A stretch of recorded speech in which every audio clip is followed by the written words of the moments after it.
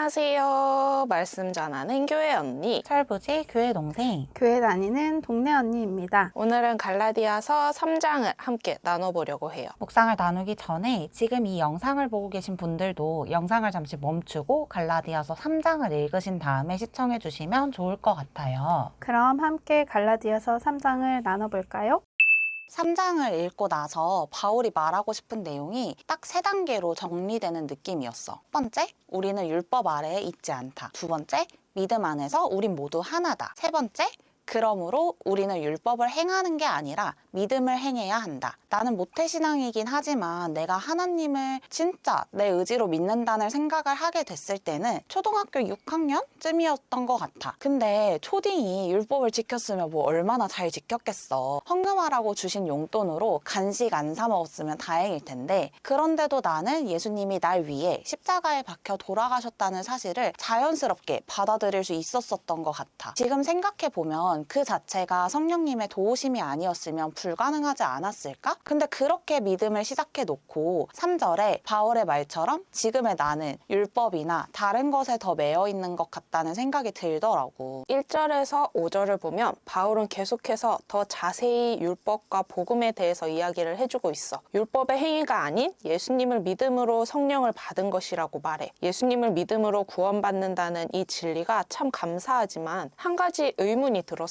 구약시대에는 하나님이 주신 율법을 기준으로 살아왔는데, 그럼 율법을 지키면서 살아왔던 구약시대의 사람들은 잘못 살아온 것일까? 만약 그렇다면 너무 억울한 일이 아닌가 싶더라고. 2절에서 5절까지 바울은 계속해서 율법이 아니라 믿음이다 라고 이야기하고 있어. 그 근거로 성령을 받은 것과 능력을 행하시는 이의 일이 율법의 행위로 온 것인지 믿음으로부터 온 것인지 묻고 있어. 답정너 스타일이긴 한데 비교해서 이야기해준 것은 그만큼 율법이 유대인들에게 중요했던 게 아닌가 싶어.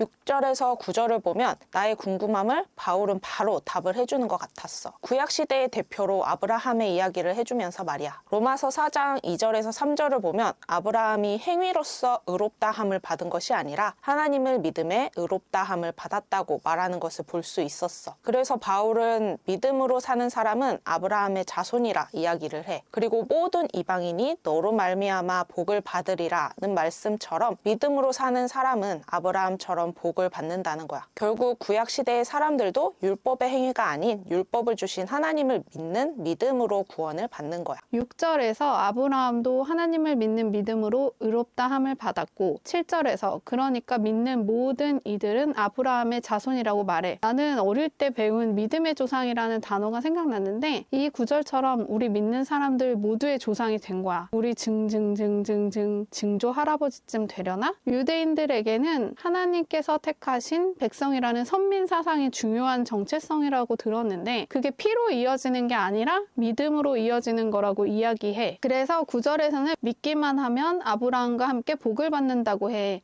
이방인에 대한 정체성을 설명하기 위해서 이런 이야기들을 한 것 같은데 괜히 이방인인 내가 감사하더라고. 믿기만 하면 믿음의 조상 아브라함 할아버지도 생기고 그 할아버지가 받을 복도 같이 받고, 어쩐지 아브라함 할아버지에게 내적 친밀감이 생겼어.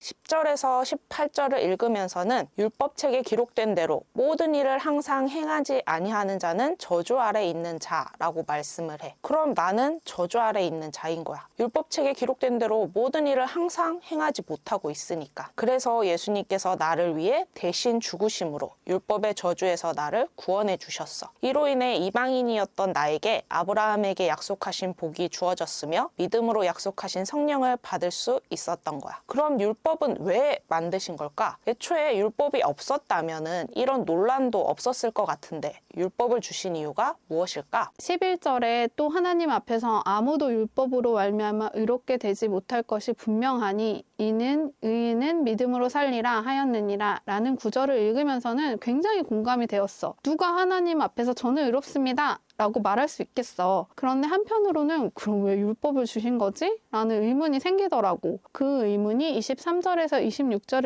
읽으면서 좀 풀렸어. 24절의 개역개정에서는 이같이 율법이 우리를 그리스도께 인도하는 초등교사가 되어 우리로 하여금 믿음으로 말미암아 의롭다함을 얻게 하려 함이라 라고 나오는데 나한테는 좀 어려워서 영어 성경도 읽어봤어. 그랬더니 NLT 버전에 The law was our guardian until Christ came 이라고 나오는 부분이 있더라고. 율법은 예수님이 오시기 전까지 우리의 보호자였다고 말이야. 그래서 예수님이 왔으니 이제 우리는 그 보호자가 필요 없어진 거지. 이제 우리는 율법이라는 보호자가 아니라 26절에 보면 하나님의 아들이 되었다고 말하는데 그럼 이제 우리의 보호자는 하나님이시고 우린 그 보호자를 얻기 위해 믿기만 하면 되는 거야. 율법에 이것을 지키고 저것을 지키고 하는 것이 아니라 물론 하나님 안에 있으면 닮아가고 싶고 더 가까워지고 싶으니까 주님이 싫어하는 것은 하지 않게 되거나 관심이 없어지고 덜 하게 되는 것 같아. 그래서 결국엔 주님이 처음에 우리의 보호자로 세우신 그 율법도 지키게 되는 게 아닐까라는 생각이 들었어. 19절에서 24절을 보면서 나의 질문에 또 답을 해주는 것 같았어. 바울은 율법이 하나님의 약속들과 반대되는 건 아니라고 이야기를 해. 19절을 쉬운 성경으로 보면 율법을 사람에게 주신 것은 하나님께서 약속하신 아브라함의 특별한 자손이 오실 때까지 죄가 무엇인지를 밝히기 위해서라고 말씀을 하더라고. 로마서 5장 13절에서도 죄가 율법이 있기 전에도 세상에 있었으나 율법이 없었을 때에는 죄를 죄로 여기지 아니하였느니라 라고 말을 해. 율법은 우리에게 죄가 죄인 것을 가르쳐주는 역할이었던 거야. 그래서 율법은 죄인인 우리에게 그리스도 예수님이 필요하다는 것을 가르쳐주는 초등교사라고 표현한 것 같아. 구약시대 때는 하나님을 믿으며 율법을 통해서 죄를 알게 되고 죄를 짓게 되면 번제, 속죄제, 대속제 등의 제사를 통해서 잠시 죄를 씻을 뿐 영원히 죄를 씻겨주실 구원자 예수님이 오시길 기다렸던 거지. 문득 예수님께서 이 땅에 오셔서 모든 죄를 해결해 주셨다는 사실이 참 다행이다 라고 생각을 했어. 여전히 우리가 구약시대처럼 살고 있다면 매번 그 복잡한 제사들을 드려야 했으니 말이야.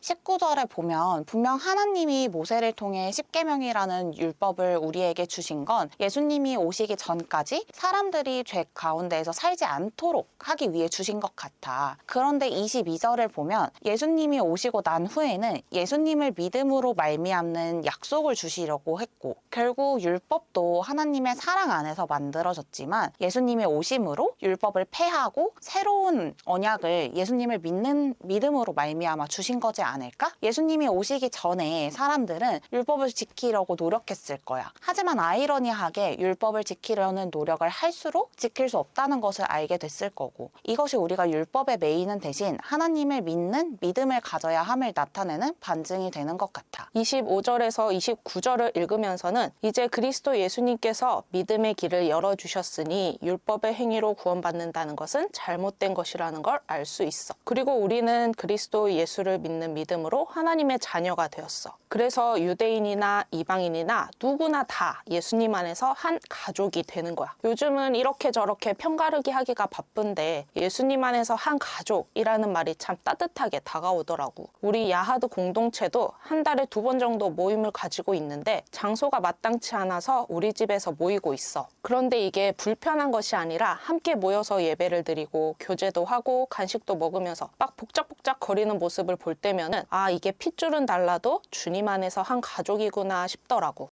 그럼 갈라디아서 3장을 통해서는 세상을 어떻게 바라보면 좋을까? 나는 3장을 읽고 나서 2장을 읽을 때도 느꼈지만 갈라디아서가 너무 어려운 것 같아. 누가 하자고 했는지. 사실 내가 하자고 한 거지만 나는 복잡한 걸 오래 생각하는 걸 잘 못해서 생각을 하다가 내가 확신하는 한 가지 단순한 것만 붙들고 가는 편이거든. 그래서 3장은 율법과 믿음으로 말미암아 믿는 말도 어려운 내용들이 쓰여 있지만 그 모든 걸 포용하는 내용이 마지막에 적혀 있던 것 같아. 예수님 안에서 우린 모두 평등하고 하나가 되었으니 나는 예수님을 믿음으로 말미암아 하나님의 자녀가 된 것이구나. 그러니 예수님의 딸로 살아가면서 하나님이 주신 권리들을 건강하게 잘 누리며 살아가야겠다고 생각했어. 나는 3장을 읽으면서는 28절 말씀이 기억에 딱 남았어. 너희는 유대인이나 헬라인이나 종이나 인이나 남자나 여자나 다 그리스도 예수 안에서 하나이니라. 우리는 나누는 것에 익숙하잖아. 나이로 나누는 것, 지역으로 나누는 것, 가진 것으로 나누는 것.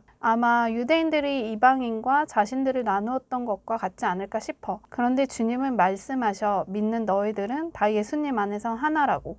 나눌 필요도 없다고. 그 말이 위로가 되었어. 나는 무엇으로도 구분되어질 필요가 없구나. 믿는 자라는 것만으로도 충분하구나 하고 말이야. 나도 갈라디아서 3장을 읽으면서 갈라디아서가 원래 이렇게 어려웠었나 싶었어. 한 장 한 장 넘어갈수록 더 어려워지는 것 같더라고. 이번 3장을 읽으면서는 율법의 행위로 구원을 받는다는 것이 잘못된 것이지 율법 자체가 잘못된 건 아니구나 라는 생각을 했어. 마태복음 5장 17절에서 18절을 보면 예수님께서 내가 율법이나 선지자를 폐하러 온 줄로 생각하지 말라. 폐하러 온 것이 아니요 완전하게 하려 함이라. 진실로 너희에게 이르노니 천지가 없어지기 전에는 율법의 1.1획도 결코 없어지지 아니하고 다 이루리라 라고 말씀하셨어. 율법이 잘못된 것이었다면은 예수님께서 율법을 없애셨을 거야. 하지만 예수님은 율법을 완성하러 오셨다고 말씀하셔. 우리는 율법을 모두 지킬 수 없지만 죄가 없으신 예수님께서는 율법을 다 이루실 수 있는 분이셔. 그런 예수님께서 내 안에 함께 하신다는 것이 감사하고 든든한 마음이 들었어. 나는 할 수 없지만 예수님께서 내가 하나님의 말씀을 지킬 수 있도록 도와주실 거니까.